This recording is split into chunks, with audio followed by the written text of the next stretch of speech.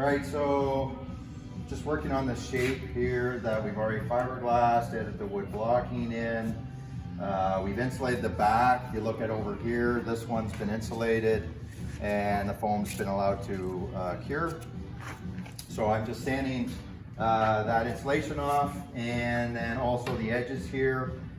Any extra fiberglass that's off the edge, we need to get sanded down smooth with the wood to get it to the right size and clean this up so we're ready for the next stage. I'm going to just show you here how I'm sanding that with the belt sander.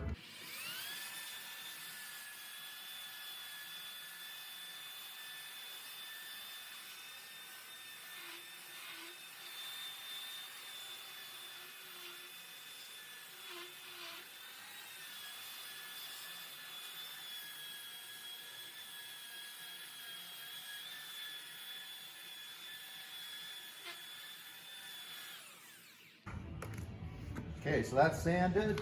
Just going to use a block sander here to clean off any of the leftover flashing of the fiberglass.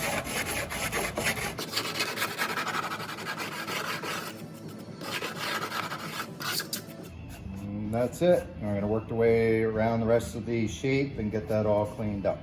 So we're now going to be assembling or cutting the shape to size, cutting the bottom of it to match up. So I got a drawing here that was printed off to the full scale of it. So we got it as a template. We got a horizontal line along here to show us where we need to cut. Got some blocking on here so that it sets the shape where it needs to be set properly, so I don't need to double check lines, and it's running nicely along the outer edge. We're now going to add bracing on here that you'll see shortly on why that's needed. Bracing is cut. It can be made with plywood, aspenite, whatever sheet goods we have. Make sure it's the same size or width of the frame. In this case, it's 6 5/8. So I cut this at 6 5/8. I've also got these vertical lines coming up from each side of the shape, and also this horizontal line that goes across the top. It just helps me give me a sight line on where I need to put the bracing. So we're setting the bracing up to line up with those. We're gonna attach it at the top first, up here. And this just gets screwed into the wood on the frame.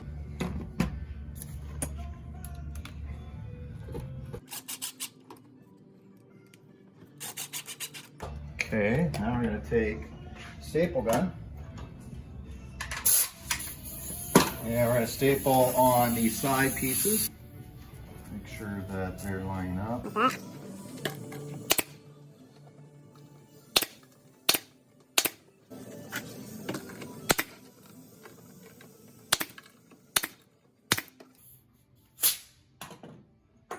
now we're going to put screws into the side of it so that it will be fastened to the frame. And I'm going to put the screw on this side, the top edge, so that the screw obviously stays after we cut this piece off.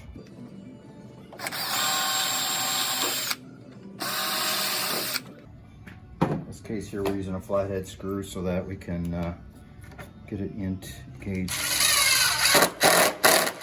countersunk in there.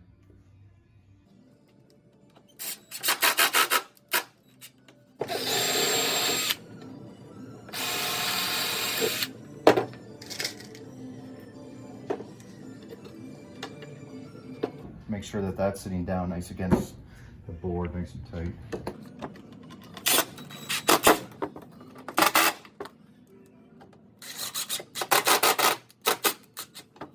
Okay, so now we've got those set in there, nice and tight against the blocking. We're going to mark off then where to cut this, and using the flat table, line it up with the line down below. And mark the line up there.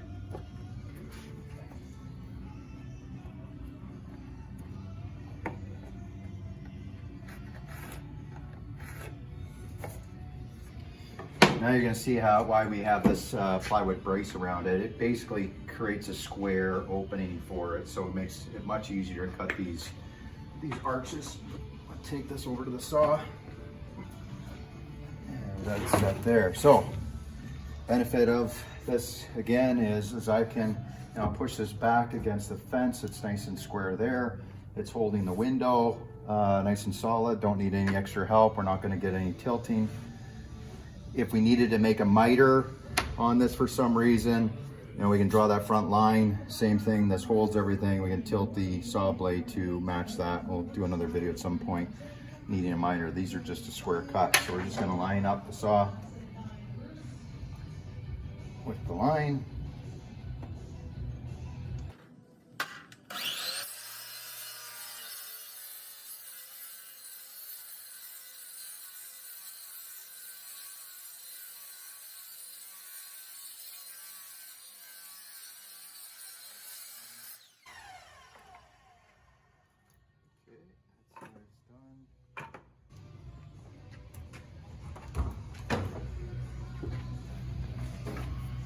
Line up the line again.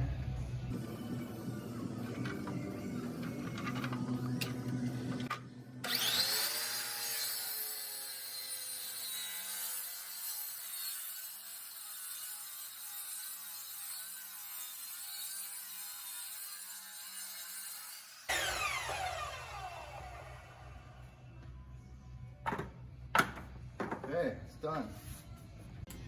So we got the shape cut back into the jig.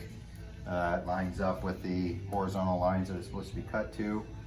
So the next step is to add blocking on it so we can take the regular pultruded fiberglass, the regular frame that we use for the straight lineals, and attach it to the shape. So in this case here, we've got just a short piece, just as a bit of a test fit, make sure things line up.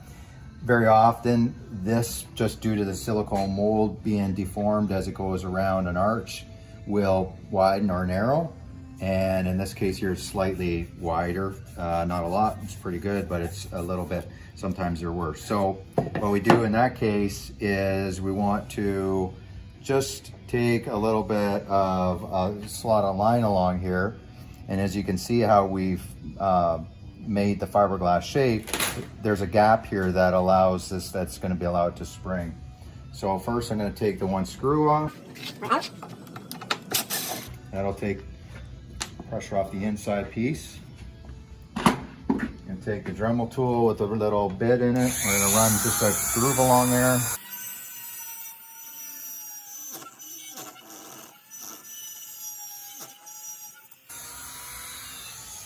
So I'd say about 4 inches or so. Now what you're going to see is that now is allowing us to have a little bit of a spring in or out, back and forth, separate of these two.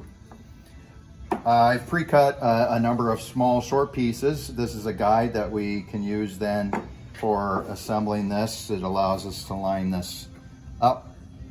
Okay. I've got these printed corner, or they're not really corner blocks, but extension blocks here. They're designed to fit inside the cavity of the base frame.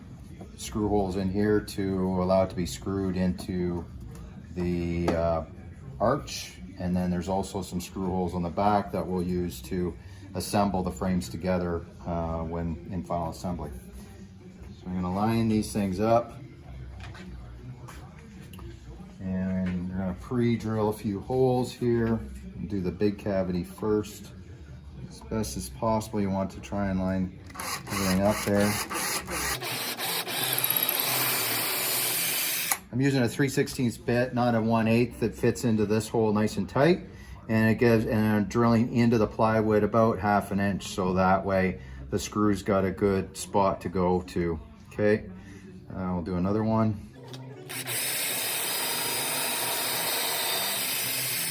I've got 2.5 inch screws here. Fasten that to it. You can see we got the holes in the plywood there that we're gonna line up to.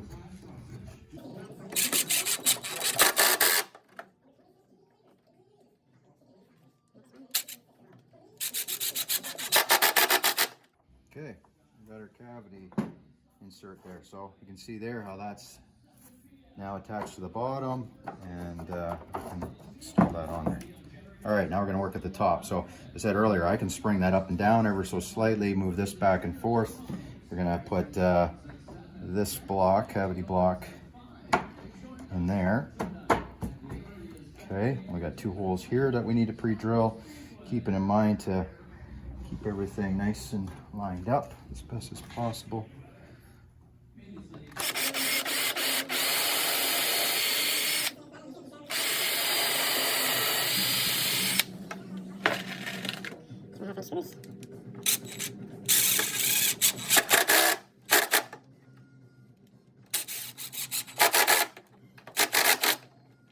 Good. That's what it needs to be. All right, so we got that. We're gonna run a little bit of this glue, urethane glue, into that groove that we had created just to help hold everything back together. There, and then we'll then set up and help weld that joint back together.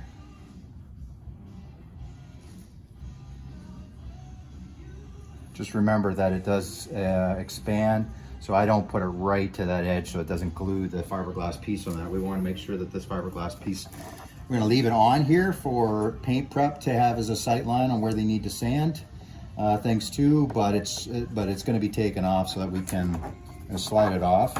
Some of them are hard to get on and off, but you're going to slide it off and then put the actual frame on there in the end.